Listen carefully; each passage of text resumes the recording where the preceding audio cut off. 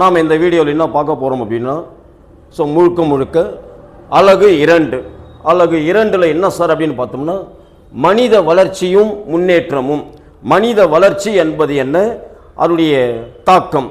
அடுத்து வளர்ச்சி அதிகமரிச்சா முன்னேற்றம் இருக்குமா, முன்னேற்றத்தை பேஸ் பண்ணி நம்ம இங்கே தெளிவுபடுத்திக்கலாம். சரிங்களா? அப்போது மனித வளர்ச்சினா என்ன, முன்னேற்றம்னா என்ன, இது எப்படி சார் வருதுன்னா கருவில் இருந்து வரக்கூடியது. சரிங்களா? கரு உற்பத்தி ஆகிறதுலேருந்து பார்த்தோம்னா 3வது வாரம் அல்லது 4வது வாரத்திலிருந்து வரக்கூடியது பேஸ் பண்ணி வருதும்.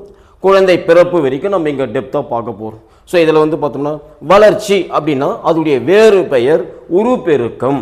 உருப்பெருக்கம் என அழைப்பது. இது பேப்பர் 1ல் அதிகமாக கேட்கக்கூடிய வினாக்களாக இருக்கும். அந்த வினாக்களை பேஸ் பண்ணி நம்ம தெரிஞ்சு போடுங்க. ஸோ அடுத்து பார்த்தோம்னா ஒரு உயிரி உருவ அளவு மற்றும் எடையை அதிகரித்தல். அது எந்த ஒரு உயிரினமாக இருந்தாலும் சரி. சரிங்களா? ஒரு உயிரி உருவ அளவு மற்றும் எடையை அதிகரித்தல் வளர்ச்சி என்று அழைக்கப்படும் சொல்லுவாங்க. அடுத்து கருவுற்ற நிலையிலிருந்து பிறப்பு வரை மொத்தம் 1,10,000 மடங்கு அதிகரிக்கிறது அப்படின்னு கொடுத்துருக்காங்க புக்ஸில். இதே இன்னொரு புக்கில் என்ன சார் கொடுத்துருப்பாங்கன்னா 9,000 மடங்கு அப்படின்னு கொடுத்துருப்பாங்க. சரிங்களா? மடங்கு வேறு, அதிகரித்தல் பேஸ் பண்ணி கேட்பதனால் 1,10,000 அப்படின்றத இங்கே கொடுத்துருப்பாங்க. அடுத்து பிறந்த குழந்தையினுடைய எடை எடுத்துட்டிங்கன்னா 3 கிலோ 25 கிராம். 3 கிலோ 25 கிராம் ஒரு உற்சாகமாக நல்ல நிலையில் இருக்கக்கூடிய ஒரு குழந்தையினுடைய முழு அளவு எடை. உயரம் எடுத்துக்கிட்டா 50 சென்டிமீட்டர் உயரம் கொண்டிருக்குன்னு சொல்லுவாங்க. ஸோ அதனால் வளர்ச்சி என்பது 19 வயது முதல் 21 வயது வரை உள்ள வளர்ச்சியானது தானாக நின்றுவிடும். ஸோ வளர்ச்சி என்பதை பேஸ் பண்ணி எப்பவுமே வயது பார்த்தோம்னா குமர பருவத்தில் தான் அதிகரித்து காணணும். கொஷின்ஸ் கேட்பாங்க, குமர பருவத்தில் வளர்ச்சி அதிகரித்து வருவது. அடுத்து மூளை வளர்ச்சி எந்த அளவுக்கு இருக்குது சார் அப்படின்னு பார்த்தீங்கன்னா 6 வயது வரை அதிகரித்து காணப்படும். 6 வயது வரைக்கும் வளர்ந்து கொண்டே இருக்குன்னு சொல்லுவாங்க. அதனால தான் பார்த்தோம்னா 1வது படிக்கிற குழந்தைங்க துருதுருப்பாக இருப்பாங்க. அவங்க கேட்குற கொஷின்ஸ்க்குலாம் ஆன்சரே நம்மளால பண்ண முடியாது. அதனால டீச்சர் என்ன சொல்லுவாங்கன்னா, பெரும்பாலும் தேர்லன்னா முந்திரி கொண்டு தனமாக கொஷின்லாம் கேட்காதீங்க அப்படின்ற மாதிரி கொண்டு வருவாங்க. ஸோ அதில் பார்ப்போம். அடுத்து இனப்பெருக்க உறுப்பு வளர்ச்சி 6 முதல் 12 வயது வரை அதிகரித்து காணப்படும். ஆர்கன்ஸ்லாம் உற்பத்தி அதிகரித்து காணப்படுவதை பேஸ் பண்ணி உடல் உள்ளுறுப்புகளும் வெளியுறுப்புகளும் வளர்வது. அடுத்து பொது அறிவு வளர்ச்சி என்பது என்ன சொன்னால் 15 வயது வரை காணப்படும். டிசிஷன் எடுக்கக்கூடியது. குழந்தைகள் பெரும்பாலும் 15 வயதில் இருக்கக்கூடிய குழந்தைகள் ஒரு அஃபெக்ஷனாக இருப்பாங்க. எந்த ஒரு வேலையும் உடனடியாக செய்வாங்க. பட் அந்த குழந்தைகளுக்கு அதிகமாக கோபம் வரும். ஹார்மோன் சுரத்தல் அதிகரித்து காணப்படுவதை பேஸ் பண்ணி இங்கே கொண்டு வருவாங்க. ஸோ அதனால் இந்த இடத்துல என்ன சார் அப்படின்னு பார்த்தீங்கன்னா வளர்ச்சி என்பது 1, 3, 5, 7 1ஆம் வகுப்பு, 3ஆம் வகுப்பு, 5ஆம் வகுப்பு, 7ஆம் வகுப்பு படிக்கிற குழந்தைகளுக்கு அதிக வளர்ச்சியாக காணப்படும் சொல்லுவாங்க. இந்த வளர்ச்சியினுடைய இயல்புகள் என்ன சார் அப்படின்னு எடுத்துட்டிங்கன்னா, வளர்ச்சியானது மரபும் சூழ்நிலையும் விளைவால் தோன்றுவது. மரபு மற்றும் சூழ்நிலை இது ரெண்டுத்துக்கும் தொடர்ந்து வருவது வளர்ச்சி. இந்த வளர்ச்சி என்பது முன்னேற்றம் ஏற்படாமலும் இருக்கலாம் அல்லது ஏற்பட்டும் இருக்கலாம்னு சொல்லலாம். சில குழந்தைகள்லாம் பார்த்தோம்னா, அதாவது எப்படி சார் சொல்லணும், உடல் ஊனமுற்றோன்னு சொல்லும். அப்போ வளர்ச்சி என்பது எந்த அளவுக்கு இருக்குதுன்றதுனால முன்னேற்றம் என்பது ஏற்படலாம் ஏற்படாமலும் போகலாம் அப்படின்றது சொல்கிறாங்க. ஒரு குழந்தையின் வளர்ச்சி என்பது பிற குழந்தைகளிடமிருந்து வேறுபடுகிறது. எப்பவுமே ஒரே மாதிரியாக இருக்க மாட்டாங்க. சூழ்நிலையால் வேறுபடுவாங்க. மரபின் தன்மையிலும் வேறுபடக்கூடிய வரக்கூடியது. அடுத்து உடலின் வெவ்வேறு பாகங்கள் வெவ்வேறு விகிதத்தில் வளர்ச்சி அடைகிறது. அது உடல் உள்ளுறுப்புகளாக இருந்தாலும் சரி, வெளியுறுப்புகளாக இருந்தாலும் சரி. அது பார்த்தோம்னா உடலின் வெவ்வேறு பாகங்கள் வெவ்வேறு விகிதத்தில் வளர்ச்சி அடைகிறது. இதில் அதிகமாக நரம்பு மண்டலம், உடல் உறுப்புகள், இனப்பெருக்க மண்டலம் ஆகியவற்றின் வளர்ச்சி ஒப்பிட்டு பார்க்கும் பொழுது நரம்பு மண்டலம் வேகமான வளர்ச்சியை கொடுக்கிறது. இந்த நரம்பு மண்டலம் கொஷின் பேப்பர் 1. சரிங்களா? பேப்பர் 1ல் கேட்பாங்க. என்ன சார் அப்படின்னா, குழந்தைகளுக்கு வேகமாக வளர்ச்சி அடைவது எந்த மண்டலம், நர்வ் சிஸ்டம், எந்த சிஸ்டம் கேட்டால் நரம்பு மண்டலம் ஞாபகம் வச்சுங்க. ஏன் சார்னா உடல் உள்ளுறுப்புகள் இயங்குவதற்கு மிக முக்கியமான ஒரு இதுவாக இருக்கக்கூடிய இந்த நரம்பு மண்டலத்தை செயல்பாடோடு இதயத்தை கொஞ்சம் சொல்லுவாங்க. சரிங்களா? ஸோ அடுத்து வெரி இம்பார்ட்டன்ட் சொன்னால் கல்வி பயில ஒரு மாணவர்களுக்கு 90% வெரி இம்பார்ட்டன்ட் 90% நரம்பு மண்டலம் வளர்ச்சி அடைந்து இருத்தல் வேண்டும்.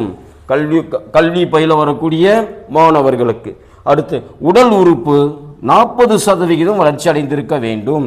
அப்படி இருந்தால் சரியான முறையில் மாணவர்கள் கல்வியில் நல்ல ஸ்டேஜில் கொண்டு வரலாம். சிலருக்கு வந்து பார்த்தோம்னா நம்ம பின்னாடி வரப்போகிறோம் 2வது லெசனில் சொந்தத்திலே திருமணம் பண்ணுவாங்க. அத்தை பொண்ணு, சொந்த பொண்ணு, அதாவது மாமா பொண்ணு, இது மாதிரி ரத்த உறவு முறையில் திருமணம் பண்ணி அந்த குழந்தைகளுடைய மனித வளர்ச்சின்னு சொல்லக்கூடியதில் மூளை வளர்ச்சியும் நரம்பு வளர்ச்சியும் எப்பவுமே ஒரு தேக்க நிலையிலேயே காணப்படும் சொல்லுவாங்க. ஏன்னா ஒரு குழந்தை பார்த்தோம்னா ஆக்டிவேஷனாகவே இருக்க மாட்டாங்க. ஒரு முறை சொன்னால் 2 முறை சொன்னால் 3 முறை சொன்னால் தான் அவங்க அண்டர்ஸ்டாண்ட் பண்ணிக்குவாங்க. ஸோ அதனால் அதனுடைய வளர்ச்சியை பேஸ் பண்ணி இங்கே கொண்டு வரும். இந்த வளர்ச்சியினுடைய அடிப்படையில் தான் முன்னேற்றம் ஏற்படுகிறது. அதுக்கு வேறு பெயர் மேம்பாடு அடைதல், டெவலப்மெண்ட் அப்படின்னு சொல்றதுனால முன்னேற்றம் இந்த இடத்துல மேம்பாடு அடைதல்னு சொல்லுவாங்க. இது பேப்பர் 1 கொஷின். இவை அனைத்துமே பெரும்பாலும் இந்த டாபிக்கில் வர்றது எல்லாம் பேப்பர் 1ஓட தொடர்புடையதாக தான் இருக்கும். சரிங்களா?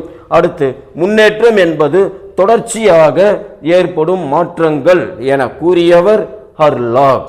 முன்னேற்றம் என்பது தொடர்ச்சியான சரிங்களா ஏற்படும் மாற்றங்கள் என கூறியவர் ஹர்லாக். இவர் என்ன சார் சொல்றாருன்னா வளர்ச்சி பிளஸ் முதிர்ச்சி பிளஸ் கற்றல், வெரி வெரி இம்பார்ட்டன்ட். வளர்ச்சி, முதிர்ச்சி, கற்றல் என்பதை முன்னேற்றம் என குறிப்பிட்டு உள்ளார். இதை மாற்றி மாற்றி கொடுப்பாங்க. இல்லை இது கூறியவர் கூற்று யாருன்னு கேட்டாங்கன்னா ஹர்லாக் என்பவர். சரிங்களா? இப்படி தொடர்ச்சி போட்டு அடுத்து நம்ம பார்ப்பதில் வந்து பார்த்தோம்னா வளர்ச்சியை பார்த்தோம். அந்த வளர்ச்சிக்கு அடுத்து முன்னேற்றத்தை பார்த்தோம். முன்னேற்றத்தினுடைய இயல்புகள் என்னென்ன, முன்னேற்றத்தினுடைய இயல்புகள் எடுத்துட்டா ஒரு 3ஆக பிரிக்கிறாங்க. இது வந்து ஒரு கொஸ்டின் கன்ஃபார்ம் சார். எப்படி சார் அப்படின்னு பார்த்தீங்கன்னா வளர்ச்சி இல்லாமல் முன்னேற்றம் ஏற்பட வாய்ப்பு உண்டு. வளர்ச்சி இல்லாமல் முன்னேற்றம்னா என்ன சார் அப்படின்னா ஒரு மாற்றுத்திறனாளியுடைய அல்லது ஒரு குள்ளமோ ஒரு குழந்தை இருக்காங்கன்னா அவன் சாதனை புரிவது வெறிய விதமாக இருக்கும். அப்போ முன்னேற்றம் அதிகரித்து காணப்படும். ஆனால் உடல் உறுப்பு வளர்ச்சி இல்லை, ஆனால் முன்னேற்றம் ஏற்படுவதற்கு அதிக வாய்ப்பு உள்ளது அப்படின்னு சொல்லக்கூடிய ஒரு அமைப்பு. அடுத்து முன்னேற்றம் என்பது முதிர்ச்சியின் அடிப்படை. இந்த முதிர்ச்சி என்பது என்ன சார் அப்படின்னா பின்னாடி பார்க்க போகிறோம். அந்த முதிர்ச்சியினுடைய இதில் முன்னேற்றத்தின் காரணிகள் என்னென்ன, இந்த 2 காரணியில் ஒரு கொஷின் உண்டு சார். மாற்றி கொடுத்து கேட்பாங்க. அகக்காரணிகள், புறக்காரணிகள். அகக்காரணினா என்ன சார்னா மரபியல், ஜெனடிக்ஸ், உயிரியல், ஆனா பெண்ணா எப்படி இருக்கு, விலங்குகளை பேஸ் பண்ணி கேட்பாங்க. நுண்ணறிவு, ஐக்யூ லெவல் எவ்வளோ இருக்கு. அடுத்து மனவீழ்ச்சி, கோபம், அழுகை, சிரிப்பு, இது மாதிரி வரக்கூடிய மனவீழ்ச்சி காரணிகளை பேஸ் பண்ணி வரது அகக்காரணிகள். புறக்காரணினா பள்ளி, பள்ளி, குடும்பம், சமுதாயம், தாயின் கருவறை. இது பேப்பர் 1 கொஷின். ஏன் சார் அப்படின்னா புறக்காரினா வெளியதானே சார், அப்போ தாயின் கருவறை எப்படி சார் கொண்டு வரீங்க அப்படின்னு வரும்போது ஒரு தாய் என்ன நினைக்கிறாங்களோ அந்த நினைவின் அடிப்படையில் குழந்தையுடைய அறிவு வளர்ச்சி வளர்வதற்கான வாய்ப்பு. அதனால தான் கருவுற்ற பெண்கள் வந்து பார்த்தோம்னா புத்தகத்தை நிறைய படிங்க, நல்ல பாடல் கேளுங்க, கோபப்படாமல் இருங்க அப்படிலாம் வீட்டில் சொல்லி வளர்ப்பாங்க. ஏன்னா குழந்தையை பாதிக்கக்கூடாது என்பதற்காக. ஸோ அதனால் இந்த இடத்துல பள்ளி, குடும்பம், சமுதாயம், தாயின் கருவறை சூழல், இவை அனைத்தும் புறக்காரணிகள். இந்த காரணிகள் பேஸ் பண்ணி வரதுனால முதிர்ச்சி. முதிர்ச்சி என்பது என்ன சார்னா உயிரியல் மற்றும் மரபினால் பண்புகளை முதிர்ந்து மலர்வதே முதிர்ச்சி என அழைக்கப்படும். உயிரியல் மற்றும் மரபு இரண்டும் சேர்ந்து வரக்கூடியது. இதுக்கான முக்கிய காரணிகள் என்ன சார்னா சரிங்களா பயிற்சி, அனுபவம், கற்றல். பயிற்சி, அனுபவம், கற்றல், இது 3ம் முதிர்ச்சியின் காரணிகள். இந்த முதிர்ச்சியினுடைய காரணிகளில் மிக முக்கியமாக முதிர்ச்சி என்பது ஆற்றல் அல்லது தகுதி அப்படின்னு கூறியவர் யாருன்னு கேட்பாங்க. கேட்டல் என்பவர் சொல்றார். ஆற்றல் மற்றும் தகுதி. அடுத்து இரட்டையர். இந்த இடத்துல நம்ம ஒன்று படிப்போம். ஒரு கரு இரட்டையர், இரு கரு இரட்டையர். ஒரு கரு இரட்டையர்னா இரு கரு இரட்டையர்னா அது எப்படி கொண்டு வராங்க, அந்த செக்ஸ் ரேஷியோ பேஸ் பண்ணி நம்ம கொண்டு வரோம். எக்ஸ் எக்ஸ் எக்ஸ் ஒய் அப்படின்னு பாலின பின்னாடி படிக்க போகிறோம். அதை பேஸ் பண்ணிங்க. இரட்டையர் கட்டுப்பாட்டு சோதனை முதிர்ச்சியின் பெரும் பங்கு உள்ளது என கூறியவர் மெக்கீரே. மெக்கீரே என்பவர் இதை சொல்றார். சரிங்களா? அடுத்து சட்டபூர்வமான முதிர்ச்சி. இப்போ இந்தியாவில் ஒரு ஆண் ஒரு பெண்ணுடைய திருமண வயது அப்படின்னு எடுத்துட்டீங்கன்னா ஆணுக்கு 21, பெண்ணுக்கு 18 அப்படின்றதுனால அது சட்டபூர்வமான முதிர்ச்சி வயது. இது பேப்பர் 1ல் கேட்கக்கூடிய வினா. ஸோ அதுக்கு அடுத்து வந்தோம்னா கற்றல். இந்த கற்றல் என்பது என்ன சார் அப்படின்னு பார்த்தீங்கன்னா ஒரு உயிரியின் நடத்தையை கற்றல். இது முதிர்ச்சியில் சொல்கிறாங்க. இரண்டாவது கண்களால் பார்க்க முடியாது. கற்றலை பார்க்க முடியுமா? எந்த அளவுக்கு கண்களில் பார்க்க முடியாது. பட் இருந்தாலும் இன்னைக்கு இருக்கக்கூடிய அமைப்பில் இதை வந்து நேரடியாக இல்லை, தகுதி சோதனையின் அடிப்படையில் கொண்டு வராங்க. அடுத்து கற்றல் நிகழ ஆயத்தம் அவசியம். கற்றல் நிகழனா என்ன சார்னா, ஒரு பள்ளிக்கூடத்தில் ஒரு மாணவருக்கு கிளைமேட் வகுப்பறை கிளைமேட் நம்ம சூழ்நிலையை உருவாக்கும் பொழுது என்னென்னலாம் டீச்சிங் மெத்தட்ஸ் உபகரணங்கள் தேவை என்பது இந்த இடத்துல கொண்டு வருவது தான் ஆயத்தம் அவசியம் சொல்கிறாங்க. அப்படி கற்றல் என்பது விலங்குகள் மூலியமாக சோதனை நடத்தியவங்க, வெரி வெரி இம்பார்ட்டன்ட், இது பேப்பர் 2க்கான விஷயம். சரிங்களா? சோதனை நடத்தியுள்ள WN கெல்லாக், LN கெல்லாக். குரங்கு கேள்விப்பட்டிருப்பீங்க, மணி அடித்தா அந்த மணியிலிருந்து அந்த குரங்கு பார்த்தோம்னா நேரடியாக போயிட்டு வாழைப்பழத்தை தொடும். மணி அடித்தா போகும், முதல்ல மணி அடித்தா போகாது, அது பயிற்சியின் அனுபவத்தின் வாயிலாக போவதுன்றது பேஸ் பண்ணி நம்ம பின்னாடி படிக்க போகிறோம். அடுத்து கீசல் தாம்சன் சோதனை, வெரி வெரி இம்பார்ட்டன்ட். கீசல் தாம்சன் முயல் கேள்விப்பட்டிருப்பீங்க. இவங்க எல்லாமே உயிரினங்கள் மூலியமாக தான் கற்றலை அனுபவத்தின் வாயிலாக கொண்டு வராங்க. சரிங்களா? ஸோ அதில் வளர்ச்சியும் மனித வளர்ச்சியும் முன்னேற்றத்தில் சோதனைகள் கேட்டால் WN கெல்லாக், LN கெல்லாக் எதிர்பார்க்கக்கூடிய ஒரு வினா. சரிங்களா? அடுத்த கீசல் தாம்சன் சோதனை. இந்த சோதனைகள்லாம் பின்னொரு வகுப்புகளில் தெளிவாக நம்ம படிக்கலாம்.